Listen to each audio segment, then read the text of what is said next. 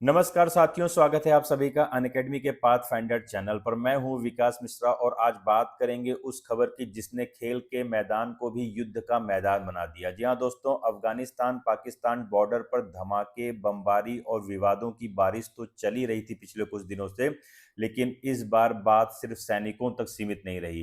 तीन युवा अफगान क्रिकेटर जो सपनों के साथ मैदान में उतरे थे, अब आसमान की आग में झुलस गए। जी हां दोस्तों, आप ये देखिए, three Afghan cricketers among 8 dead in Pakistani air strike दोस्तों। और ये खबर 18 अक्टूबर मॉर्निंग की है जिसको एनडीटीवी ने कवर किया है। और ये तीन क्रिकेटर हैं, कबीर, सिद्दुल्लाह और हरून। ये तीन क्रिकेटर हमारे आईपीएल में भी खेला करते थे और इन तीन मासूमों की जान दोस्तों पाकिस्तान के एयर स्ट्राइक से हो गई है। अब ये सिर्फ एक हमला नहीं रह गया है, ये बन गया है क्रिकेट, कूटनीति और क्रॉस बॉर्डर पॉलिटिक्स का मिक्स ड्रामा। आगे चल के देखते हैं दोस्तों किस तरीके से इंडियन एक्सप्रेस ने भी कवर किया है कि जैसे ही ये खबर आती है कि तीन अफगानी क्रिकेटर की मौत हो गई है, तुरंत ACB Afghanistan cricket control board ने एक्शन लेता है। और जो नवंबर में पाकिस्तान में ट्राई नेशन, जिसमें पाकिस्तान, श्रीलंका और अफगानिस्तान एक T20 सीरीज खेलने वाले थे, उससे अपने आप को विड्रॉ कर लिया है। और उसने बोला है कि किसी भी तरीके से युद्ध और खेल एक साथ नहीं हो सकते हैं। तो मामला दोस्तों शुरू होता है पंक्तिता प्रांत से, जहां तीनों क्रिकेटर एक लोकल मैच खेल करके अपने घर लौट रहे थे और तभी पाकिस्तान की ओर से हवाई हमला होता है। इस हमले में दोस्तों 8 लोग मारे जाते हैं, 7 लोग घायल होते हैं और एसीबी इसी के बाद तुरंत एक्शन लेता है और ट्राई सीरीज से अपने नाम को वापस ले लेता है। दोस्तों अब ये मामला सिर्फ खेल का नहीं रह गया है, एक बड़े राजनयिक संकट बन चुका है। यानी जहां बल्ला चलना चाहिए था दोस्तों, आज वहां पर मिसाइल चल रही हैं। और जैसे ये घटना होती है, उसके तुरंत बाद अफगानिस्तान के जो क्रिकेट कैप्टन राशिद खान है, उनका बयान आता है और वो अपने बयान में ये कहते हैं कि I am deeply saddened by the loss of civilian lives in the recent Pakistani air strike on Afghanistan. और साथ में दोस्तों उन्होंने ये भी बोला है कि our national dignity must come before all else. देखिए दोस्तों, ये अफगानिस्तान के कैप्टन है। और इसके बाद टाइम्स ऑफ इंडिया ने भी इसको कवर किया है कि ये heinous crime, Rashid Khan criticises Pakistan after Afghanistan cricketers killed in aerial strike in Patrika. दोस्तों आगे चल के देखते हैं, उससे पहले हम ये देखते हैं कि यूपीएससी की तैयारी को आसान करने के लिए अन अकेडमी अब आपके लिए लेकर के आ रहा है मंथली करंट अफेयर्स की magazine, weekly news analysis, NCERT के नोट्स, प्रीवियस ईयर के क्वेश्चंस, करंट अफेयर्स के पीडीएफ और साथ में दोस्तों आपको यहाँ पर मिलेंगे फ्री प्रीलिम्स मॉक टेस्ट। और ये सारी जानकारी अगर आप पाना चाहते हैं तो इस नंबर पर कॉल कर सकते हैं, जहां पर हमारे डेडिकेटेड काउंसलर्स आपकी सारी क्यूरी को सॉल्व करेंगे। और दोस्तों अगर आप दिल्ली, पटना, प्रयागराज या इंदौर, जो हमारा नया ऑफलाइन सेंटर यूपीएससी का खुल गया है, वहां से आप बिलोंग करते हैं, तो डायरेक्टली आप हमारे ऑफलाइन सेंटर पर जा करके अपने प्रॉब्लम्स और अपने डाउट्स को क्लियर कर सकते हैं। जी हाँ दोस्तों, आप एकदम सही सुन रहे हैं। और चलिए हम आगे चल के देखते हैं कि क्या आगे अपडेट्स होता है। दोस्तों देखिए, अभी कुछ दिन पहले, आपने कुछ दिन क्या मैं बोलूंगा, कुछ घंटों पहले पाकिस्तान और अफगानिस्तान ने 48 घंटे का युद्ध विराम बढ़ाने पर आपसी सहमति जताई थी। और दोनों देशों के बीच एक महत्वपूर्ण वार्ता होने वाली थी कतर के दोहा में। और लेकिन दोस्तों उससे पहले ये वार्ता होती, इतनी बड़ी घटना हो गई और ये शांति वार्ता अब विराम लग चुका है, क्योंकि दोस्तों अब अफगान तालिबान सरकार ने बोल दिया है कि हम इसका करारा जवाब देंगे। दोस्तों इस कदम का दोनों देशों के बीच तनाव कम करने की दिशा में एक अहम प्रयास माना जा रहा था। दुनिया सोच रही थी कि फिर से एक बार ट्रंप को मौका मिल जाएगा कि एक युद्ध और शांत करा रहे हैं, लेकिन दोस्तों वहीं ये ट्विस्ट आया। और जब ये दोनों देशों के बीच इस तरीके से आपस में एक दूसरे पर आरोप लगाया गया, और इस आरोप को अगर देखा जाए तो ये पाकिस्तान का जो बेकाब चेहरा वो सामने आया। और दोस्तों अब ये लगता है कि ये लड़ाई कहाँ तक जाएगी, ये आने वाला वक्त बताएगा। देखिए दोस्तों, ये रियूटर्स ने कवर भी किया था कि Pakistan and Afghanistan mutually agreed on Friday to extend their 48 hour ceasefire until the conclusion of plant talks in Doha. दोस्तों 48 घंटे हुए ही नहीं थे कि उसके बाद ही पाकिस्तान ने वहां के निर्दोष लोगों और मासूम लोगों पर अटैक किया और उनको मौत के घाट उतार दिया। दोस्तों ये इतनी बड़ी घटना है। और उसके बाद आपको पता है कि पाकिस्तान के जो ये विदेश मंत्री हैं मिस्टर ख्वाजा आसिफ। आप इनके बारे में सुना होगा कि ये स्टेटमेंट बड़े अच्छे-अच्छे देते हैं और इनके स्टेटमेंट्स बड़े कॉमेडियन भी कभी-कभार होते हैं।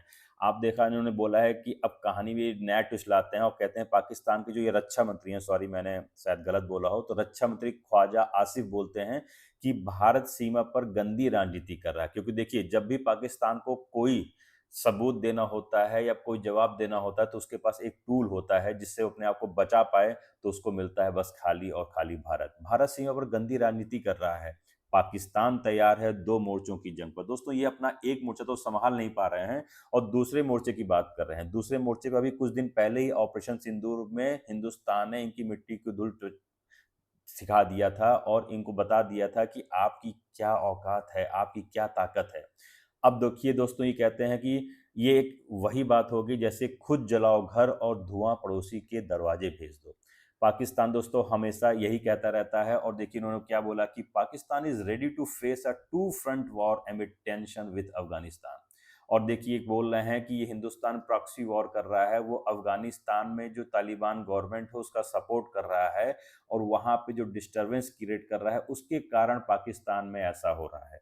बताइए दोस्तों, जब भी इनके पास कोई सबूत नहीं होता है या इनके पास कोई ऐसे पॉइंट्स नहीं होते हैं तो ये ऐसी ही इलॉजिकल बातें करते हैं और ऐसी बातें करके ये अपनी वहाँ की जनता को तो गुमराह कर सकते हैं, लेकिन दोस्तों ये दुनिया देख रही है और ये दुनिया देख रही है और समझ रही है कौन कैसा है। दोस्तों आपको पता भी होगा, इससे पहले पाकिस्तान ने 14 लाख अफगान शरणार्थियों को भी देश से निकाल दिया था और अब एयर स्ट्राइक में निर्दोष लोग भी मारे जा रहे हैं। दोस्तों सोचिए, क्रिकेट की दोस्ती अब मौत का दस्तावेज बन चुकी है।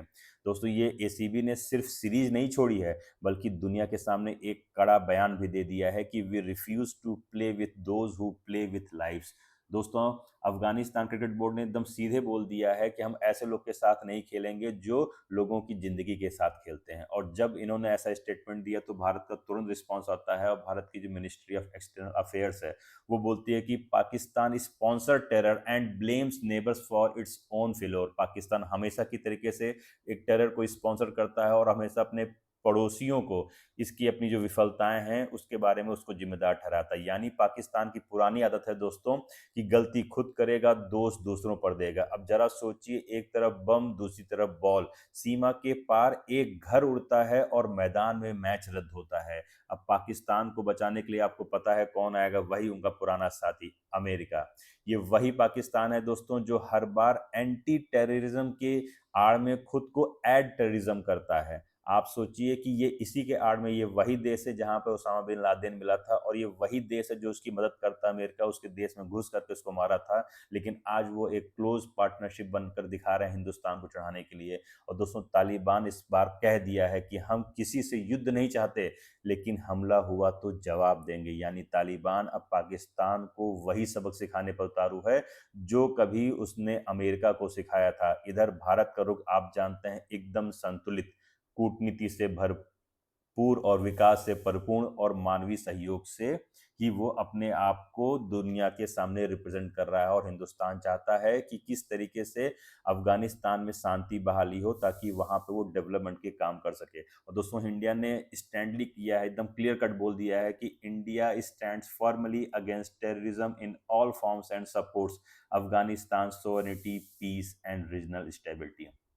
दोस्तों हिंदुस्तान हमेशा अफगानिस्तान की सोवरेनिटी, पीस और रीजनल स्टेबिलिटी के लिए के साथ खड़ा हुआ है और वो क्रॉस बॉर्डर जो वायलेंस और टेररिज्म होता है उसके अगेंस्ट हमेशा रहा है। दोस्तों कि ये पाक sponsor terror blames neighbours for own failure India on Afghan पाक क्लासेस। और इसको एमबीए ने रिपोर्ट किया हुआ। आगे चल के देखते हैं दोस्तों किस तरीके से पाकिस्तान इस तरीके की हरकतें करने के बाद उसकी स्ट्रेटजी क्या रहती है। देखिए दोस्तों, अभी अब बड़ा सवाल ये है कि पाकिस्तान जानबूझ करके ये आग फैला रहा है या ऐसा वो किसी स्ट्रेटजी के तहत कर रहा है। कुछ विश्लेषक जो हैं जो उसको कहते हैं कि पाकिस्तान का मकसद यही है कि वो अमेरिका और चीन दोनों को खुश रखना चाहता है। एक तरफ आतंकवाद पर प्रहार का नाटक करेगा और अमेरिका को बताएगा देखिए हम आतंकवाद के खिलाफ हैं। दूसरी तरफ अमेरिका को बगराम एयरबेस पर दखल देने का संकेत दे रहा है। देखिए दोस्तों, अभी कुछ दिन पहले ही डोनाल्ड ट्रंप ने ये संकेत दिया था कि बगराम एयरबेस को अमेरिका फिर से अपने पास ले रहा है।